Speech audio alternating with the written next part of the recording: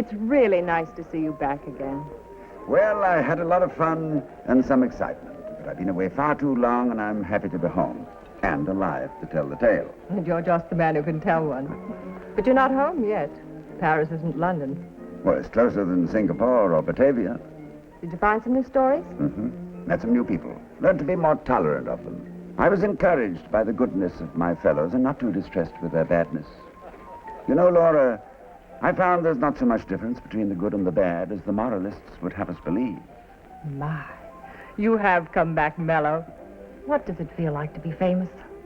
I've been asked that question before, and I've never quite known how to...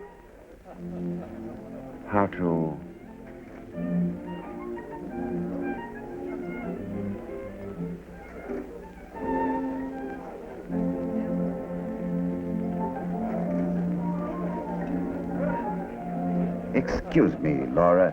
We were saying... No, I don't blame you. She's very attractive. Yeah, she's more attractive than ever. You know her? I knew her in London, yes. She was Mrs. Livingston's governess. Governess? Oh, impossible. This completely changes my ideas about governesses. Well, a great deal can happen in a couple of years. And with Joan Robinson, a great deal happened in one evening. And, of course, you were there? As a matter of fact, I happened to be there. You usually do. It was one of Edith Livingston's brassy dinner parties. She made it impossible to refuse her, but I didn't flatter myself she wanted me for myself alone. She simply needed an audience for her guest of honor, who on this occasion happened to be Count Borselli, one of the world's leading authorities on precious jewels. How Edith got her claws on him, I never knew. I'm not sure he did either. But I must say, I had presence of mind in the emergency, and after all, she's fairly presentable, poor thing. She's over there by the fireplace. Oh, lovely. Oh, very generous of you. Well, we needn't worry about Miss Robinson. I'd given her precise instructions on her conduct tonight, and I'd put her next to Colonel Mornay. You know, he's stone deaf, so... Oh, the Count's here. Count Borselli. Mrs. Livingston. Mr. and Mrs. Lancaster. And, oh, Mrs. Chauncey Bodine and Alex Hughes. How do you do? Colonel Mornay and Mrs. Harris. Count Borselli. Shelley? Never read him. Kipling's more my taste. By the old Moormine Pagoda looking lazy to see. There's a Burma girl set... So pretty, darling. You must remember to tell us the rest later. Oh, yes. This is Miss Robinson, our governess. She's filling in for a guest who became ill at the last moment. Aren't you, dear? Miss Robinson. How do you do? Count Borselli, if you please. Stella, this is Count Borselli, Mrs. Charlton. Delighted to meet you, Count. Delighted to meet you, Mrs. Charlton. And Peter Jeffries. Count Borselli. That's your governess over there, isn't it, Edith? Sweet of you to have her to the party. It's so refreshing to meet all kinds of people, I always say. Thank you, dear. One does one's best. Lydia couldn't come, you know. She's a mouse of a thing, isn't she? Rather a pretty mouse, I'd say. Such a depressing middle-class gentility about governesses, don't you think? Yeah, maybe so. But if that lady represents middle-class gentility, it is interesting that she should be the one to wear a string of pearls worth at least 50,000 pounds. 50? Oh, but of course you're joking, Count. Did you say 50,000 pounds? Oh, but there must be some mistake. I mean, oh, I know you should know if anybody does, but it's impossible. Forgive me for saying this, but are you sure? Well, how can one be sure of anything in this uncertain and capricious world?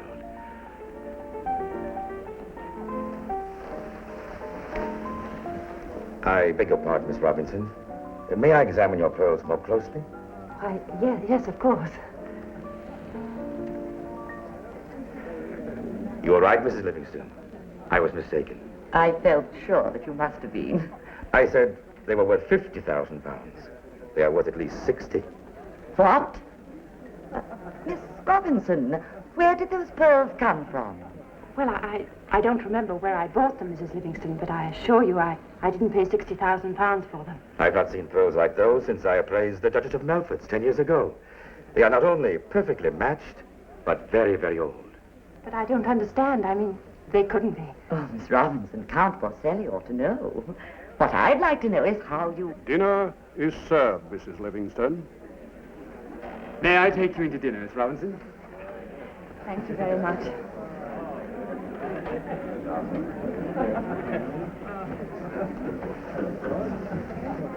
£60,000 in my house. On her neck. There was no doubt about it. Edith's party was already a huge success, and Count Borselli deserved all the credit.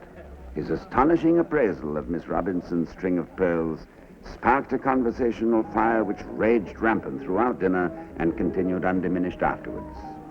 And if she'd stolen them, she'd hardly wear them in public. Oh, work as a governess. I just can't explain it. My dear, isn't it obvious? I watched her closely all through dinner. Nobility. Nobility? You really think? Of course. Impoverished aristocracy. Working incognito. Gallantly hanging on to the last vestige of her former life. Oh, it hardly seems possible, and yet... Now that I think of it, the girl's nose is rather Romanoff. I couldn't agree with you at all. Not at all, Della. As a matter of fact, her likeness to the Austrian branch of the Habsburgs is simply amazing. I should know. I saw a great deal of the Duchess of Freisberg that summer of 25 in Vienna. I could tell you a few things about Lily. Yes, dear, we know. But the girl has no accent. My dear, with their education, they never do. As I was going to say, I met her aunt that year. Her aunt? Yes, the Empress Frederica, of course. Spoke the most beautiful English and was famous for her pearls, not to mention... Oh, Count Borselli, tell us, what is your opinion? I should say that she was English. English. Well, there is the English type found in the Hesse-Battenberg line of the German Duchy of South-Coburg. Prince Albert's family, of course. Great Scotch, I believe you hit it. Imagine, right in your own house, Edith. Well, she did have awfully good references, you know. How brave. To keep the pearls despite her difficulties. Think of her feeling for them. Well, think of Peter's feeling for them. He'd been out there in the garden that girl over half an hour. Isn't it romantic? As the evening wore on, it did seem as though we were all in on the birth of a romance. The continued absence of Joan and Peter left no question about that. The only question remaining was, when was Colonel Mornay going to run out of Kipling ballads? Good night, Miss Robinson. It's been a great pleasure to meet you. Oh, must you go so soon? Alas, yes. It is already past midnight, you know. Past midnight? How wonderful. What is so wonderful? Well, here I am, and I still haven't turned into a pumpkin. It's been such a lovely party, Mrs. Livingston. Glad you enjoyed it, darling. And if you're too tired, don't give a thought to the children tomorrow. I'll have one of the maids take them to the park. Good for you, Mrs. Livingston. Then, may I call on you tomorrow, Joan? Well, if it's all right. Oh, but of course. Do come, Peter. Well, good night, Mrs. Livingston. Oh, Count Borselli, must you go? Mrs. Livingston, this has been a most enjoyable evening for me.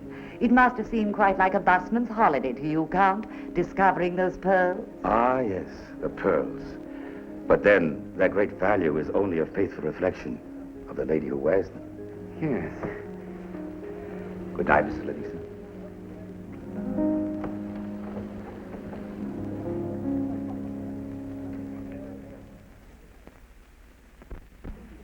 I might as well be having lunch alone. We're a million miles away, Joan. What happened last night?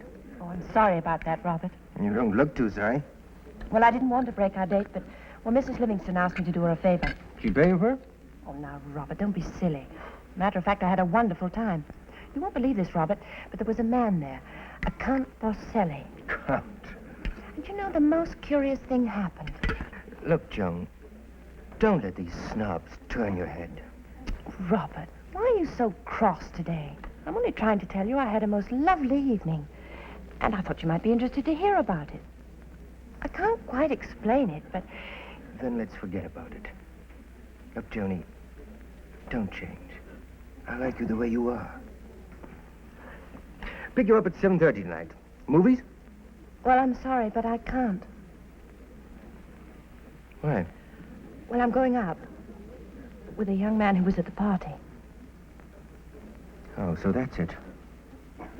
Well, if you prefer that type to me, I suppose it's your own affair. If you want to go out with somebody you've only met for 5 minutes, well, it's up to you, I suppose. No, but I've never seen you act like this before. You're green-eyed with jealousy. Jealous?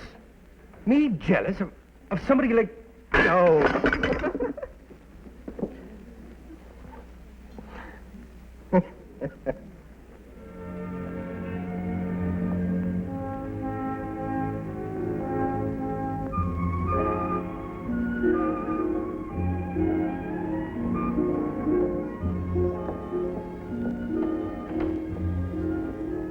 assist you, madam?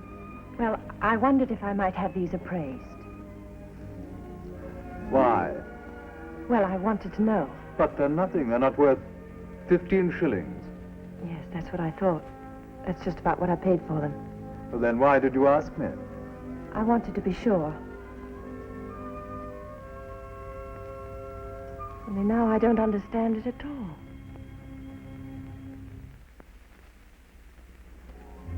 After that surprising evening at Mrs. Livingston's, Joan Robinson began to lead a charmed life. To the sentimental admiration of everyone, she kept her position as governess in the Livingston household, although she was invited everywhere. Joan was a smashing social success. She was rushed in the grand manner by all the eligibles, but it was Peter Jeffries in the lead all the way. As for Joan herself, she took it in her graceful stride. If it were really all a dream, she had obviously decided to enjoy it to the fullest. And after all, Peter Jeffries was real. Do you believe in stars, Peter? I don't see any at the moment. But I have a notion they're still up there. Oh, I don't mean that. I mean, do you believe they have something to do with our lives? I don't know. I've never gone in much for that sort of thing. Neither have I. But after what's happened to me, I'm beginning to wonder. What's happened to you? You know, somebody couldn't come to dinner, and I wore a string of beads, and, well, look what happened. You still haven't told me what. Everything. That include me? Of course. Most of all.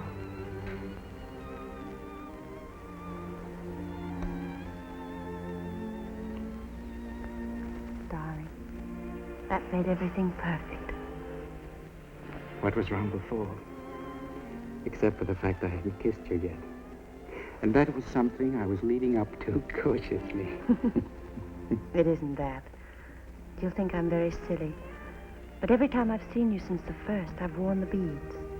Except today. And I've been worried about us ever since I discovered I didn't have them on.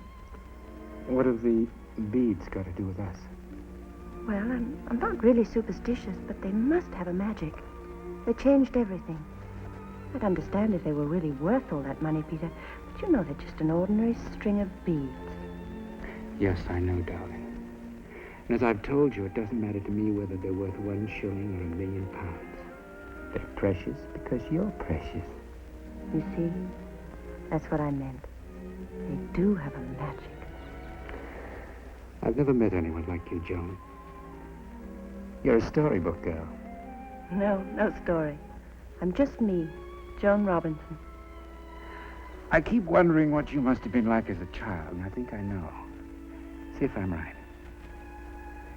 You lived in a very large house with many rooms and long, dark corridors. And although there were many people around you, you were always alone. How did you know? I didn't. But it's not too difficult to imagine what it must be like to be a little princess in a gloomy castle. You're very sweet, Peter, but you're all wrong. Even though I did live in a large house with many rooms and dark corridors and lots of people. And I was always lonely. But you could never have called Dunbridge Orphanage a castle. Orphanage? Until I was 16. Well, if that's your story, you were right to it. Sorry, Peter. I'm not a woman with a past. But I am a woman with a job. Oh, don't go. Oh, I really must. Mrs. Livingston's been very sweet, but I don't like to take advantage. Anyway, I should get back for the children's baths and supper, especially if we're going to the theater tonight. I must say, I admire you. The way you're carrying it off. What do you mean? All right, let it drop. You're plain, ordinary, everyday Joan Robinson. But if this is magic, I'm under the spell myself.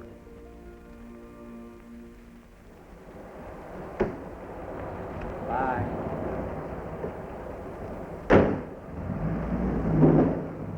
Joan! Oh, Robert, you startled me. I did I? Well, let me tell you something. I'm not half as surprised as you are. I could see the whole thing in your face the day after that party. Robert, let go of me. You have no right to talk to me like this. That's right. I haven't any right. And what's more, I don't want that right. Look, Robert, can't we talk about this some other time? There isn't going to be any other time for you and me. You've got yourself a proper playmate now, Mr. Fancy Pants. Really, there's no need to be offensive. I'm sorry for you, Joan. But I'm glad for me, because I wanted a girl that's settled down, that isn't grabbing for more than she's got. I hate to hear you talk like this, Robert. We've been friends for so long, and... I hate to see you play the fool. Oh, look, Joan, you're a nice kid, but you're reaching far beyond your class, and one of these days you're going to come a cropper before you know it. And when you do, maybe that'll bring you back to your senses. If that happens, let me know.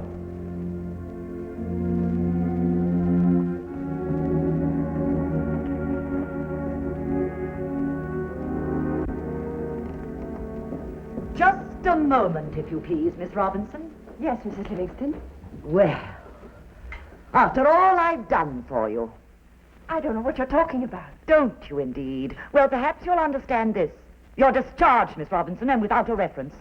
But why? What have I done? Of all the cheap, devious tricks, deliberately letting me think what you wanted me to think. Think what? I had a man out here from Brandon's today to design a new clip for me. I thought he might be interested in seeing your precious pearls. You mean you went into my room? He laughed at me. Not worth 15 shillings, he said. Not 15 shillings! And you knew it all the time. I never said they were worth anything. With every look, every gesture, you made us think you were nobility. Nobility? Impoverished but gallant, hanging on to your last heirloom worth £60,000. I never said that. Count Borselli did. Oh, just wait until Count Borselli hears about this. You're a little cheat, that's what you are. And I'll expose you. I'll tell him everything. You won't have to, Mrs. Livingston. I'll tell him myself. And despite the fact that I told the truth, everybody believed you. And because they did, it was assumed that I was something that I wasn't and never pretended to be. Now they call me a cheat and a liar. Who cheated? Who lied? You knew they were just an ordinary string of beads, Count Borselli. I don't know why you did it. It doesn't matter now, but you must be very satisfied. Your hoax was a huge success. Miss Robinson, just a moment. No. Please. All right. Why did you do it? Whim, if you will. The party seemed dull, the people pretentious, and their attitude toward you left much to be desired. And your attitude towards me, was that any better? If it was such a good joke, couldn't you let me in on it? Perhaps I might have enjoyed it, too. You seem to be enjoying yourself very much that evening, Miss Robinson. We both knew it was an illusion, didn't we? But then, what else is happiness? And now you're furious with me. Ah, well. I wish I could undo the mischief. I shall, of course, explain everything to Mrs. Livingstone. It's a little late for explanations. Well, then, at least let me make some small reparation by asking you out to dinner tonight. Thank you very much. I already have an invitation for tonight. Goodbye, Count Borselli.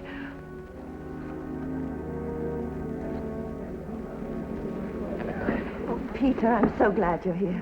Where else should I be? I must say, darling, your call was very mysterious. Why Claridge's? I'd planned we'd dine at the Empire Room, and then well, you're not dressed for the theater. Peter, I've been fired. Good. We'll have a drink to that. It relieves an awkward situation, you know. Very gallant in all of you, but really unnecessary under the circumstances. The circumstances are why I was fired. Darling, don't give it another thought. It's not worth it. But I have to think about it. What am I going to do now? Marry me. Oh, Peter, darling. Well, I'll admit it's a reckless move, financially speaking. But perhaps we could pool our resources and honeymoon in Biarritz for a month or two, and, well, after that, something's bound to turn up. I haven't even accepted you yet, and we're already in Biarritz. Well, I haven't much to contribute to the pool. Small wardrobe, shelf of books, nonsense. Don't forget the famous pearls. Oh, yes. They might buy us a cup of coffee. Not that I'd want you to get rid of them, Joan. I know how you feel about them. They must mean a great deal to you. I wish I'd never bought them. Well, of course, you bought them? Yes. I wish there'd never been a Count Borselli either. Oh, wait. Too fast, Joan. What about Count Borselli? You know. You were there. But then if it hadn't been for him, I wouldn't have met you. And that was worth a lot more than 15 shillings. 15 shillings? But Borselli's an authority. He also likes to have his bit of fun at other people's expense. Fun? And You mean the pearls are really only worth 15 shillings, huh? Yes, that's very funny. Upon my soul, Edith must be in a state of coma. Well, Peter, it really isn't that funny. Joan, you mean all that poppycock about the orphanage was true?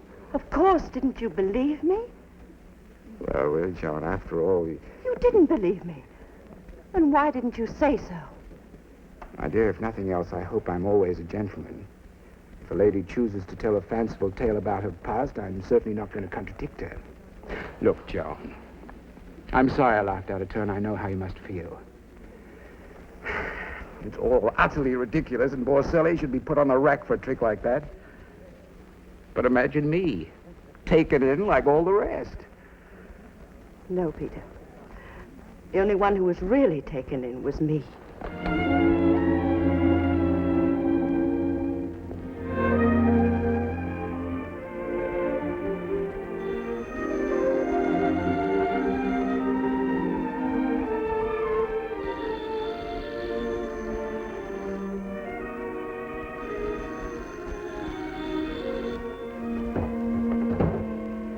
This is the Livingston residence. Whom did you...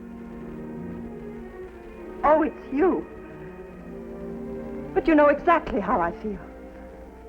Well, there's no need to apologize. You obviously meant what you said.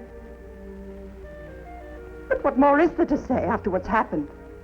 But apparently there was a great deal more to say, because it was a fairly long telephone call. And a very important one, too. It's what is sometimes known as the 11th hour reprieve. Of course, that all depends on what you call a reprieve. Waiter! I'm not moving from this spot till you finish your story. Oh, but I have. Obviously, she married him. A trite, happy ending. It's only the unhappy stories that are worthy of comment. Which man? You mean to say you don't know which man it was? Well, Peter wasn't a bad sort, really. And after all, he did propose. But then a steady fellow, that Robert. He was right. He called the turn on her, but...